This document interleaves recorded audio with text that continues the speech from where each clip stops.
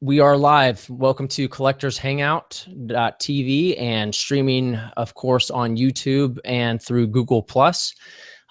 This is episode 33. We are with the Sedona Antiques and Jewelry and featuring actually a guest that has been on the show before. We have Joe Napolitani and also Marco Savarino. Sorry about that, Marco. But they are joining us tonight for obviously going over some collectibles. They have some very really cool history that they're going to be showing and sharing with us on some things that they have listed at their store, and some background, of course, on the store itself. So without further ado, we'll go ahead and get into it. Joe, thank you so much for again joining us. You had been one of the I think the original guest that was the second show that we had done way back in 2013. So a lot has changed, and you're now in Sedona, not in North Carolina. So fill us in. What's going on? Yeah, I'm out here in the West. I came out here to work with my friend who owns Sedona Antiques and Jewelry. And yeah, I remember I was one of the pioneers on your show, starting a few years ago when you started. Yeah, I'm out in Sedona, Arizona. It's wonderful out here, beautiful place. What we do here is we mostly buy and sell jewelry, and we also do a lot of consignment for antiques, collectibles, jewelry, Native American jewelry, things like that. We try to stay high-end items. Very nice. Now, before the show had started, you had mentioned that you guys have two separate stores. Does one store cater more towards antiques and jewelry than versus another? How does that work? We probably do a little more jewelry than Marco. Marco does a lot of Native American jewelry and collectors. I'll let him tell you what he does instead of me. But yeah, we're two separate stores, and we work well together. Very cool. And Marco, with the store that you manage and oversee and help to curate items to, of course, to sell, tell us a little bit. Actually, before we get into so much of that, like, tell me, and of course our listeners and people viewing us streaming live here, how you got into the whole collectibles, and I think specializing specifically on Native American Indian jewelry. I got into Native American jewelry with where my family's from New Mexico, outside of Zuni, the Navajo reservations down there. So we have a lot of close family friends now that are in that area. That's where I started getting my Native American jewelry and art from, and started selling them on eBay. And that's how I got in contact with Joe and Raphael. And so we got these pictures and all the beautiful collectibles you can see on my site. So yeah, and speaking of your site, you all not only have a website for the stores, but also you and Joe both have eBay sites, correct? Yeah, mine is a Forever Sedona Trading Company, and you can find us on eBay. So under Forever Sedona? Yeah, Forever Sedona Trading Company. Forever Sedona Trading Company. Okay, excellent. And I can definitely put that information in the show notes for the podcast. And of course, that will list that on collectorshangout.tv as well. So our eBay store is on our website, and our domain name is Sedona Coins and Jewelry. So you can find our whole eBay store on there without even having to go to eBay and go searching for us. Okay, yeah. So you have the site basically linked to, eBay linked to your site. Okay, perfect. So Marco, did your family collect the jewelry, or did you all? Is there a background of your family actually making some of the jewelry that?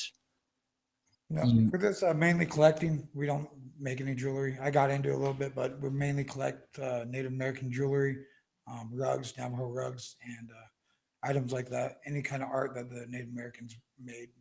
Okay, and how far back are you talking jewelry? Because when I think jewelry, I'm thinking that what somebody might collect. I'm thinking, you know, Renaissance period, that type of things. But I mean, is this? We got jewelry all the way back from pre-Columbian that we're going to be having on our sites that are on both of our sites right now. So we got some artifacts and a lot of very old pieces, pre-Columbian 250 BC. So That's crazy. Is it oftentimes just with paint, or is it oftentimes with the actual rocks and like pearls and things like that? Let me get a sample. yeah, we have mainly we got every kind of artifact almost you can find. We to beads, jade beads to you're gonna show some jade beads right now. These are about 250 BC. 250 BC. Okay. Here you can see, I'll go up close to the camera here. This is a jade bead, and I don't know if you can see there, but there's actually a little face carved into that. So this would have been the main bead on the necklace down here at the bottom. Okay, so since your audio is a little bit low, you said that there's a face that is on it. Yeah, there's a face that is carved on the jade bead. That would be the main pendant of the necklace. Would be the jade with the face on it. That'd be the Oh wow. Okay. Yeah. So oftentimes jewelry of this you know, being so old, most of it was hand carvings or just found stones. It wasn't obviously, you know, there wasn't a whole lot of metal work obviously at that point in time. Yeah, these are all hand carved with other stones, probably back in 250 BC. Most of our artifacts will be coming with COAs to prove that they're where they are, where they came from, the age and all that. So okay. How does that whole process actually work for somebody to, you know, find something like this? Because if I had found something like that, you know, lying here in North Carolina, I would have thought that was just like, you know, a cool polished rock, maybe from, you know, a brook or something like that. So how do you go about through the appraisal process? well, with nowadays we can't find nothing on the ground, of course, because that's against state laws now. They're pretty much hand-me-downs, or we buy them, purchase them off people. So, so the ones we have right now are from an elderly lady that needed a consignment job, and we're doing the consignments for her, and that's how we got these items. So, Okay.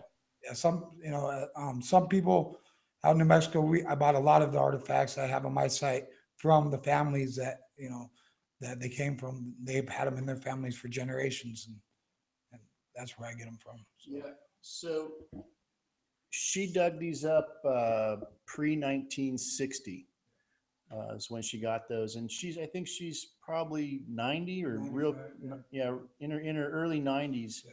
And she's been collecting her whole life, and she called us up and asked us to come out and pick this up and put on consignment for her. We've got a lot of neat items. We're just starting to go through them. So with this specific consignment, is it mostly jewelry, or like I had seen there's some things that we'll get to later on in the show, but with the pictures, or is there also a lot of just general antiques that she also had? We have as far as the artifacts go, there's vessels, there's statues, there's pots. Yeah. And she's also had some really neat Indian rugs, which I'll let Marco elaborate on here because he's the expert on the rugs. I'm not. We also got some Navajo chief blankets from pre-1890s, very old, very collectible. They used to make those for trade against the U.S. soldiers. They trade them, you know, for guns or whatever back in the 1800s. So we got some of those that we're going to be putting on the site, and some infant chief blankets also that she had hanging up in her bedroom. That is, some of these items are one of a kind, very beautiful pieces. So, and we got also a lot of Mayan artifacts that are you can see on the sites of toys that are old rattlers that are still usable, and they're from 250 BC also. so very old. Rattlers for kids that you can still use. I mean, they still make sound. Oh yeah. We'll don't mean to interrupt, but we'll bring those on for the next show. We'll bring those out and we can check them out. Yeah, that's really cool that you guys were able to help this woman with her estate. That's so interesting. So the bead head that you had shown me, or the face, is that already listed on the site, or is that going to be something that is going to be posted? It's going to be posted probably by tomorrow afternoon. Tomorrow, okay. Did you already, I mean, since we already featured it, do you all have an idea of what you're going to be looking for at a starting bid or a reserve price? I have one similar to that from the lady that has it's a complete necklace already all put together. That's going to go for about $2,900 start price on it. Okay. The necklace. Perfect. Yeah, Joe, what we can do is we can also get pictures of anything, and I can post those up on the Collectors Hangout site, and then, of course, link them over to you all as well. So, yeah, get me any pictures that you want me to put up on the site to specifically reference also, or put into post-production for the video as well. We also have a really rare squash blossom necklace that we'll get you some pictures of. That's just incredible. I mean, we've never seen anything like it. Really nice. Say that again. I'm sorry. Oh, it is a squash blossom necklace that we have. It's from it has Bisbee blue turquoise in it. It is very rare. The mine was only open for a couple years, so that mine didn't produce much. And the necklace we got from the lady is posted in our site right now for $12,000. Probably one of the rarest squash blossom necklaces you ever seen. Is beautiful, one of a kind. I mean, it's huge. It is the most beautiful squash blossom I've ever seen by far. Now, you say squash blossom. I'm not familiar with that. Is it a specific kind of stone, or is it the way that it was done? It's a Native American used to use these at ceremonies as like wedding gifts. The bride or the groom would each get one from the families, and they're all handmade. Every bead is handmade. The string, everything is handmade, sterling silver. There's one. This is one that we got from New Mexico, from the older family. But yeah, that's squash blossom necklace right there. The other one we're talking about, it's just loaded with turquoise all around it. I mean, it's just incredible. Like you see here, this one's just got turquoise down here at the bottom. Yeah. But the one we got, it's just loaded with the most rarest turquoise. The whole thing, it's incredible. That's really cool. So, and that dates back to when? That one would be from 1950s. So 1950s. Okay. Yeah, because when you had mentioned the mine was only open for so long, I was like, okay, well, if you know that the mine was open for so long, then it has to be more recent than some of the other pieces that we had seen. Yeah. Now we're getting the Native American stuff. That's much newer than the BC. Very cool. So, Joe, when you had been on the show before, you had also mentioned that you have like tractor trailer loads of like collectibles. So is anything that you had that you, of course, has that already been gone through the store, or has any of that stuff? I have still yet to go down to Las Vegas to even go through it yet. Okay.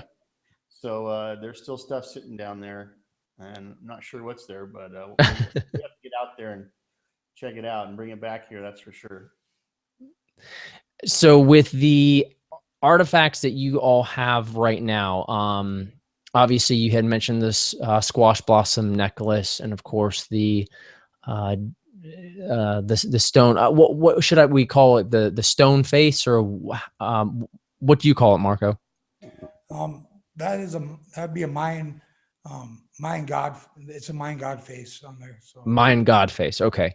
So the Mayan god face, is the Mayan god face like one of the oldest pieces that you have right now, that you're selling? Probably the rattlers are going to be the oldest ones that we have. The working rattlers. That's going to be the oldest artifacts that we have right now. Okay. And I venture to guess that those rattlers, I mean, from the little I know of Native American culture, and that time period, oftentimes those were made from like gourds or No, these are made from pottery. pottery. Okay. Pottery, yeah, they're pottery. Yeah, they're not made from any kind of dried fruit. Okay. So the fact that it's pottery is probably even more rare, especially being in a private collection, because I would think that oftentimes things like that get snatched up by curators within museums. Or broken. Yeah, yeah. Now they've been taken care of. A lot of them, this lady handpicked herself back in before the 1960s, of course. So, yeah. Very nice, very nice. And what did you say that the rattlers are going to be probably starting off at? That I do not know right now. The whole rattlers we're still looking because they range from $20,000 and up on some of those. So. Per rattler? Yeah, for the complete rattler that hasn't been glued together, it's a complete piece. Some of the toys they go for a lot of money. That's really awesome. Well, I can't wait to see and hear how those not how they actually rattle, but how much you all sell them for. So definitely we'll want to have you and of course Joe back on as these auctions of course progress. Now with antiques that you all have too, being the fact that you're in the Southwest, I'm sure that you also have things that come through that are kind of period pieces as, you know, people moved more and more out west, the growth of Hollywood.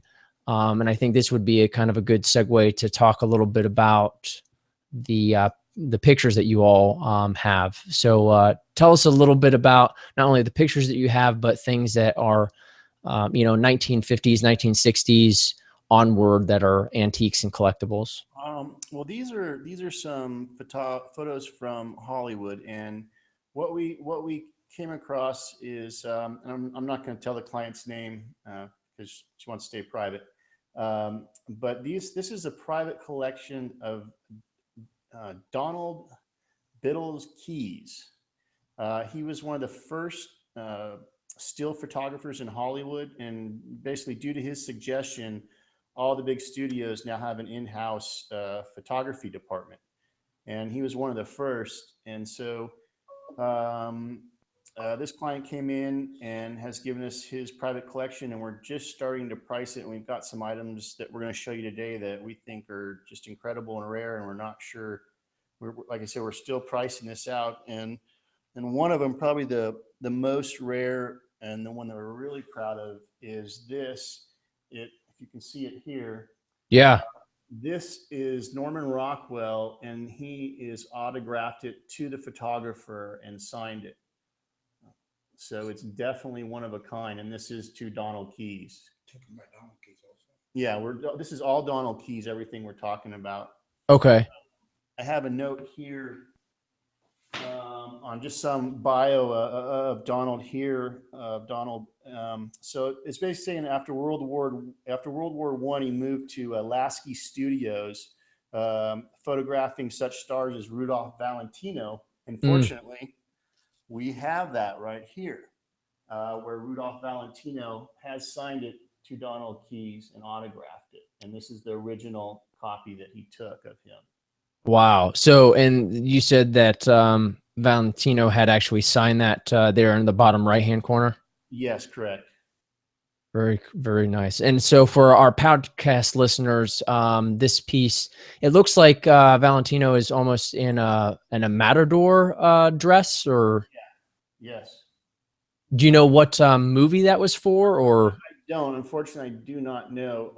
I mean, Donald was part of over 75 movies, so okay, I'm still trying to figure that all out. I do have some of the movies he did were some of the big ones. Hell's Angels, Ben-Hur, The Ten Commandments, Sands of Iwo Jima. Those are just a couple. I have a whole list of his movies here. When did he pass away? Do you have that info? I don't know when he passed away. He retired in 1954, but I don't have his actual death date. Okay. But he was mostly in the Paramount, which was called the famous Players Lasky Studios, and which is now Paramount. He did start. It looks like he did start over at Culver City, which is now MGM. It's now what again? MGM Studios. MGM. Okay. Yeah, and we have one more that's really neat for all you Roy Rogers fans. Here's another original by Donald, an autograph to him from Roy Rogers. So this picture, podcast listeners, is where Roy is actually on a horse that is rearing its legs, and he has his right hand raised up. It's very, very, very cool. It's a classic pose of a Western cowboy, and he's signed it. It looks like under the flanks of the horse, or the belly of the horse, excuse me. And can you actually read what what he wrote, or his handwriting? It looks pretty flowery. Actually, this one is to his wife. It says, "To Jeanette Keys, our best always, Roy Rogers and Tigger." Okay. And then Tigger, I think, was the horse in that picture, Yeah, correct? the horse, yeah. Yeah. And this is just a couple of what we have. We are selling some on eBay right now, but they do not have signatures, but they are original prints from his private collection of different movies, silent movie stars.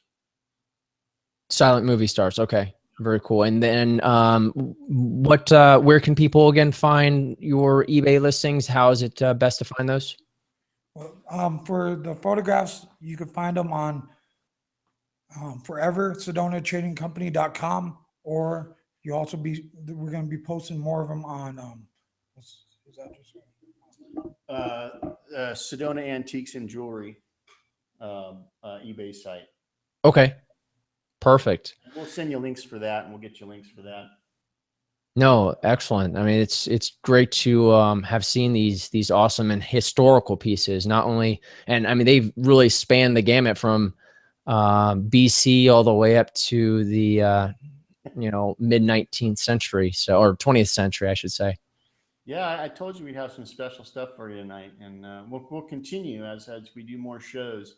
We've really got some neat stuff to bring on. Well, perfect. Well, I really appreciate you joining us again, Joe, and thank you so much for joining us, Marco. Look forward to having you guys on the show again. For all of you, thanks for watching, and join us again for another Collectors Hangout when we're streaming live. You can also check us out at collectorshangout.tv, and there we'll be posting the show notes, and you can, of course, find us with the podcast over on iTunes, and when Google launches it with Google Music Podcast there as well. Thank you so much, and have a great night. Thank you. Thank you.